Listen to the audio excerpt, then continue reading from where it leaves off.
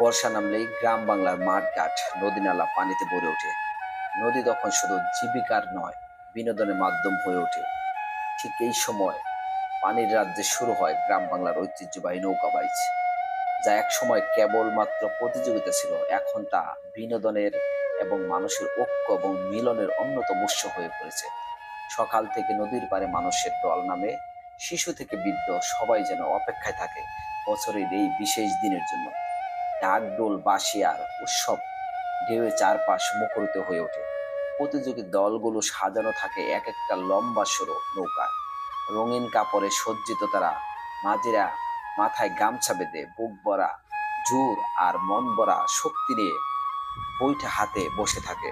যখন বাঁশির শব্দে প্রতিযোগিতা শুরু হয়, তখন নদী কেঁপে ওঠে বৈঠার আঘাতে।